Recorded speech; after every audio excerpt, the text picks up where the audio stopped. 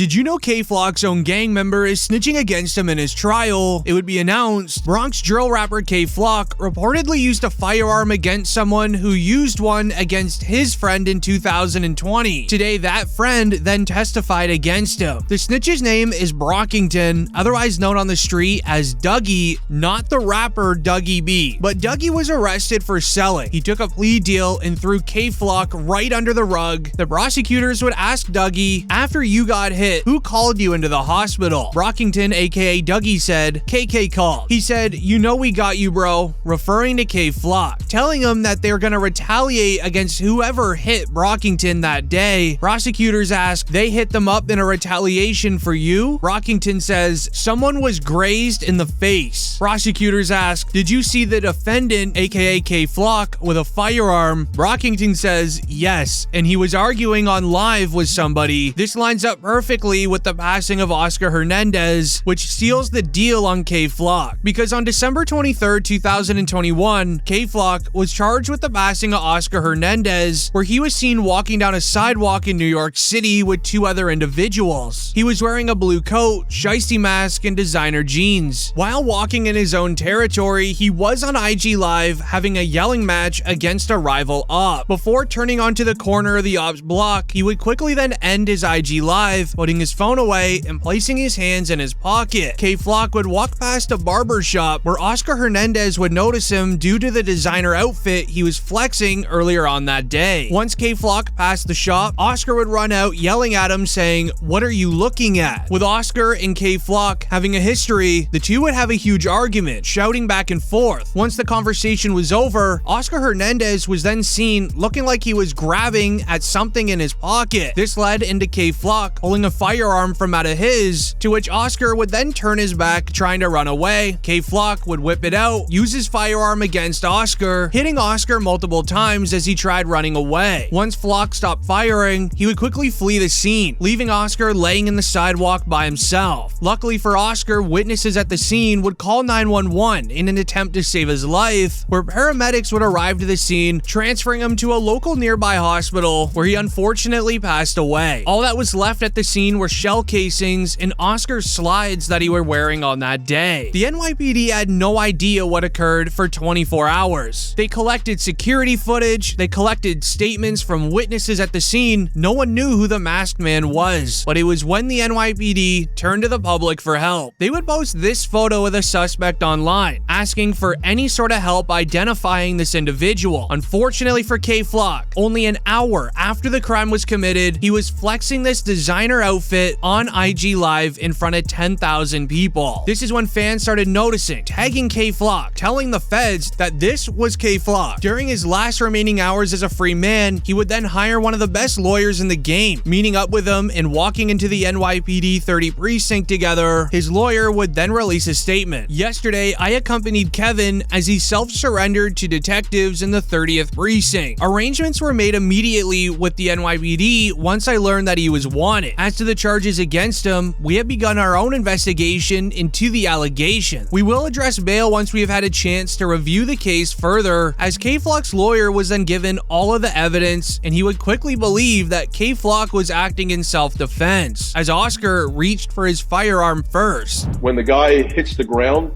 and is found, he's got a loaded that was in his pocket that his hand was on at the time.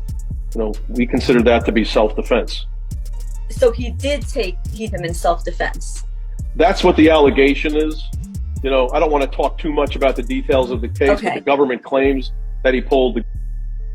But at the same time, the person that was on the ground had his hand on a illegal loaded... Okay. So without saying too much, you're arguing obviously self-defense.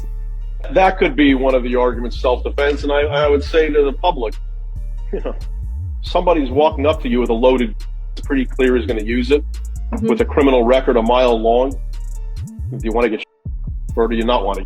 Oh, absolutely. I wouldn't hesitate to pull the shortly after the NYPD released their statement, as they believe the incident was a result of a long-time beef between two street teams, mostly due to K-Flock's long-term affiliation with the Bronx-based Third Side Street team. It's on record that Flock was heavily involved in street-related acts within his time in the free world. Being a huge name figure, he had lots of control on situations, but it also made him a target when his ops would want to retaliate. This ended up destroying his name in the rap industry. Not having many pre-recorded songs, it would lead into his best friend B-Love going on an interview. Okay, but so I saw some fans who were off at both me and academics after K-Flock got locked up because, well, just because I guess, like, you know, in our tone when we talked about it, you know, it might have seemed like we were being a little too presumptuous. But is that weird for you? Because I'm sure you see people all the way from rappers to whoever acting like, you know, your boy is just done and he's cooked in this situation. I ain't gonna lie, people, especially people that don't even be knowing, like, y'all don't even know what's going on, bro. But did you know that Flock's lawyer announcing how positive he is that it was a self-defense claim made K-Flock start crying inside of the courtroom, as he would even hop on a call from his jail cell with rapper Top 5. Talk to them, Flock. Talk to them, my dog.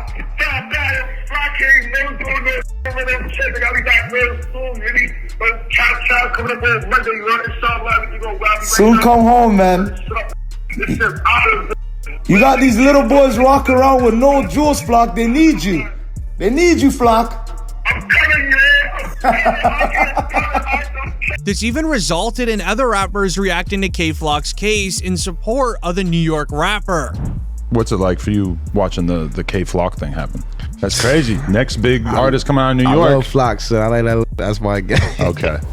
But, you know, I'm wishing him the best right now, you know what I'm saying? And, you know, for the alleged charges they pushing on him, you know what I'm saying? I'm wishing his family the best. I'm wishing the whole team the best and everything, you know what I'm saying? And I hope he beat them alleged charges, you know what I'm saying? Because he got a lot of future brightness he got, and I hope, you know what I'm saying? That would be a sad story if that's the end of the No, we ain't gonna think like that, you know what I'm saying? You gotta stay positive. But with K-Flock's lawyer building up a self-defense argument for the case, it got a lot worse for Flock with the announcement of K-Flock was indicted by a federal grand jury for multiple new racketeering conspiracy charges, also known as RICO, making hip-hop creators react saying, quote, K-Flock just caught a RICO, it's really over. To even academics saying, the feds just unsealed an indictment on K-Flock for a RICO charge, the mandatory minimum if he doesn't beat those charges or snitch is life inside a prison. He is also facing state charges that have him locked up. Pray for him. This relates perfectly to what rap OG Boosie said about YNW Melly. When the feds want you, they're gonna do anything to get you. As K-Flock's lawyer was right, he had a good chance of beating the Oscar Hernandez case due to self-defense, so they just slapped his name into a RICO to make sure they get him. When they want you, they want you.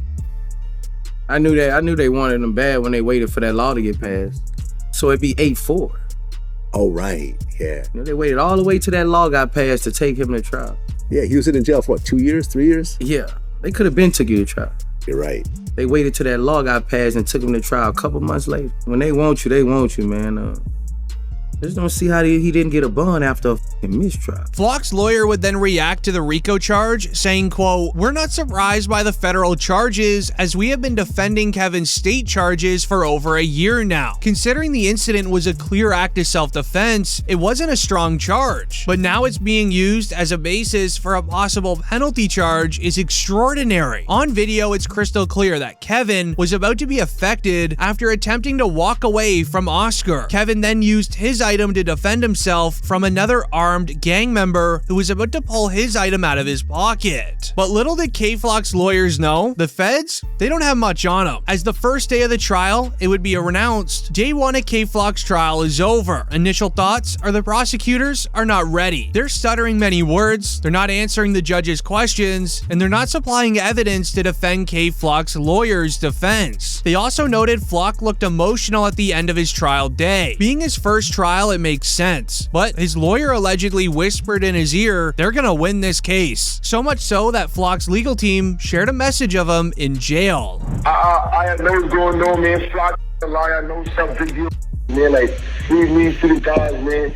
Hey, yo, like, I'll be back real soon. Shout out to my fans and my supporters, man. I love all y'all, man. For all of you out there, violence, man. for me, and do what y'all supposed to do, man. Get through life correctly, bro. Like, Get money. man, man, I'll see you real soon.